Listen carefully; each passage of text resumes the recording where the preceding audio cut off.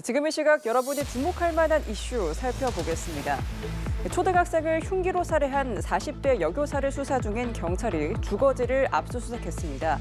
경찰은 범행 장소에서 확보한 교사의 휴대전화 디지털 포렌식도 진행 중인데요. 우울증 주장을 확인하기 위해 병원 진료 기록도 확보했습니다.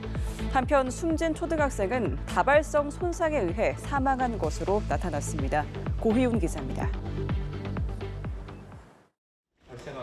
8살 김하늘 양을 흉기로 무참하게 살해한 40대 여교사에 대한 수사가 본격화하고 있습니다. 이 사건을 수사하고 있는 대전 서부경찰서는 10일 여교사 주거지 등에 대해 압수수색을 진행했습니다.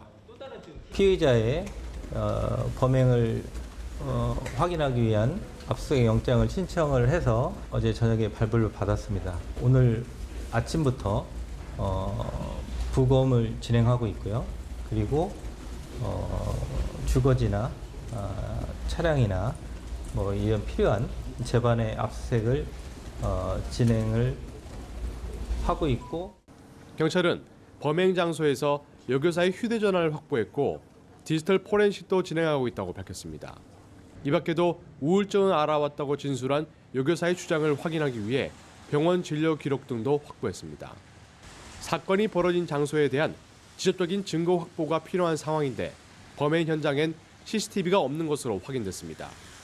학교 외부에만 CCTV가 설치되어 있고요. 학교 내부, 교실, 복도, 이거는 CCTV가 없는 것으로 알고 있습니다.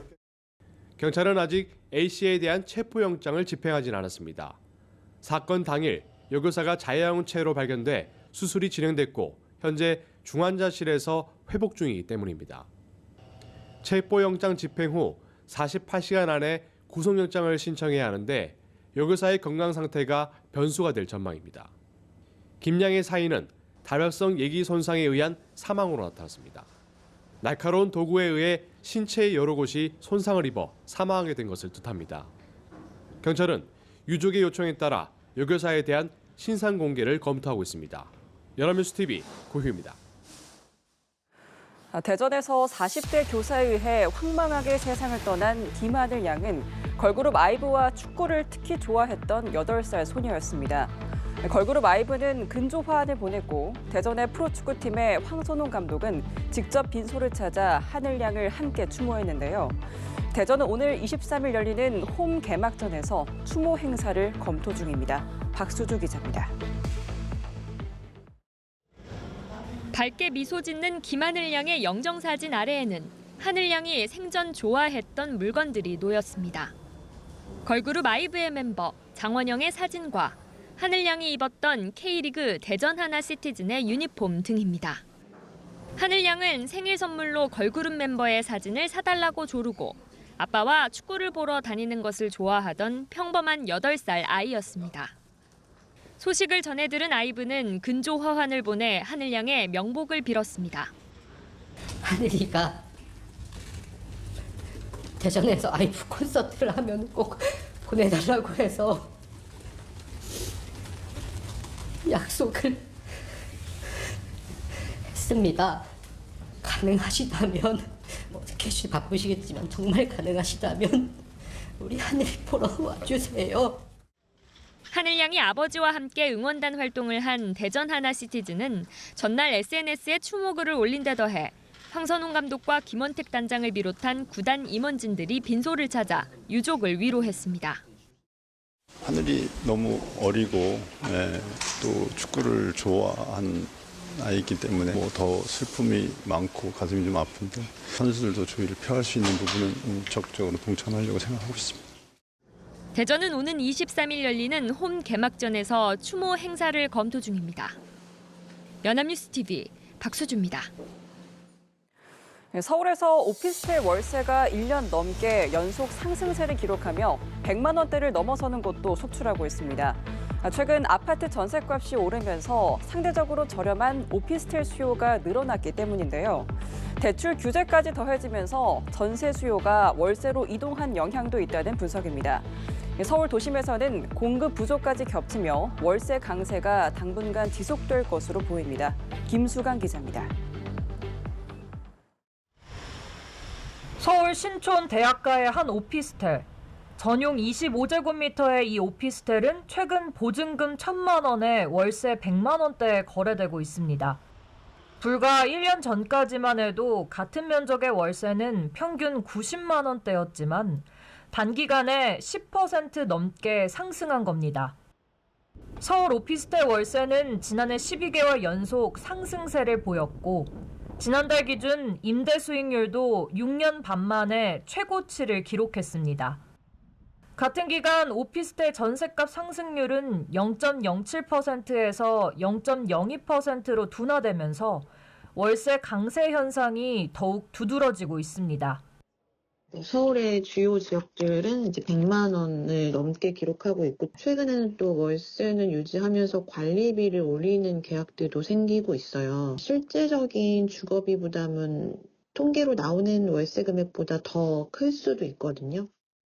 최근 아파트 전세 가격이 상승함에 따라 상대적으로 저렴한 오피스텔에 대한 수요가 늘어난 점이 영향을 미친 것으로 풀이됩니다. 여기에 대출 규제까지 더해지며 전세 수요가 월세로 이동하는 흐름을 보이고 있습니다. 공급 부족이 이어지면 월세 상승을 부추길 가능성이 크다는 분석입니다. 올해 서울 오피스텔 공급 물량은 3,100여 호로 2023년에 20% 수준에 불과한 상황. 한편 지방 오피스텔 월세는 지난 한 해 0.4% 하락하며 서울과 지방 간 임대시장 양극화는 더욱 심화될 것으로 보입니다. 연합뉴스TV 김수강입니다. 최근 안전자산인 금 수요가 증가하고 있습니다.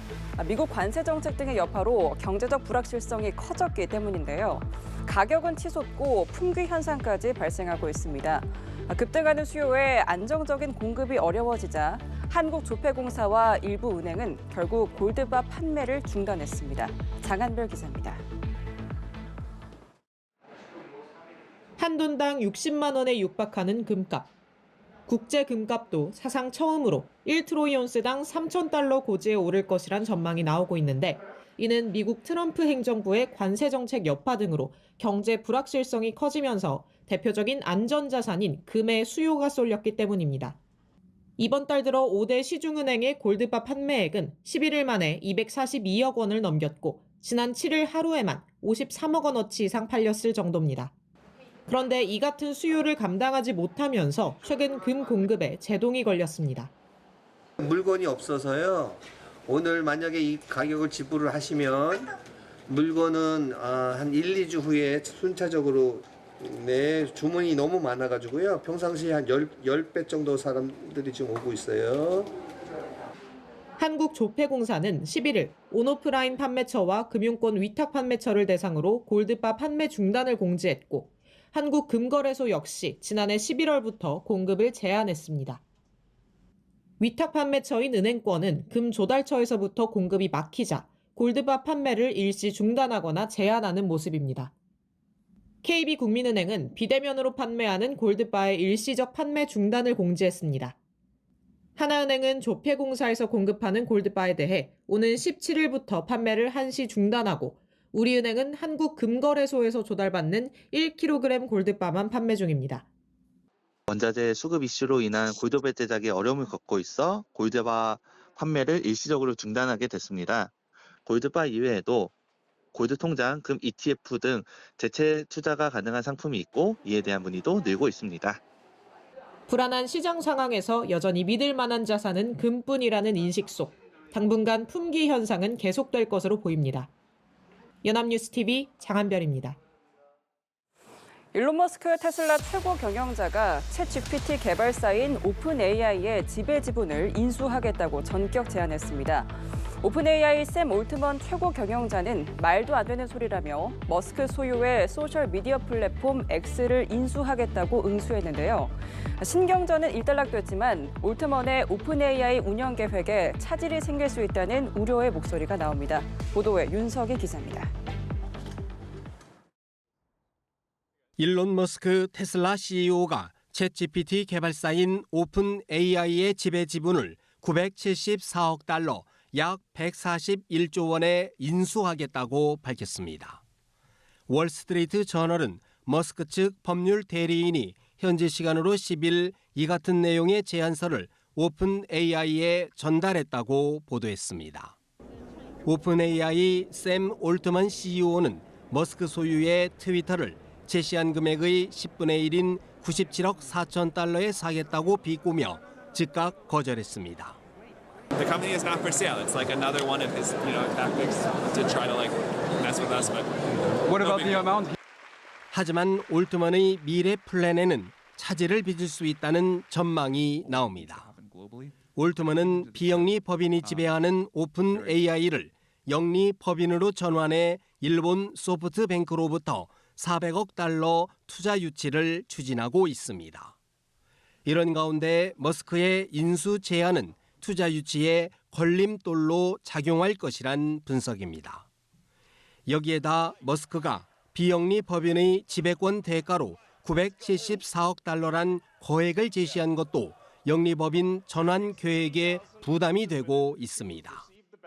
뉴욕타임스는 머스크의 제안은 오픈 AI가 1년 넘게 추진해온 기업 구조 개편을 지연시킬 수 있다고 평가했습니다. 앞서 머스크는 올트먼과 함께 오픈 AI 설립에 참여했지만 운영 노선 차이로 갈등을 빚다 회사를 떠났고 사사건건 마찰을 빚고 있습니다. 연합뉴스 TV 윤석입니다.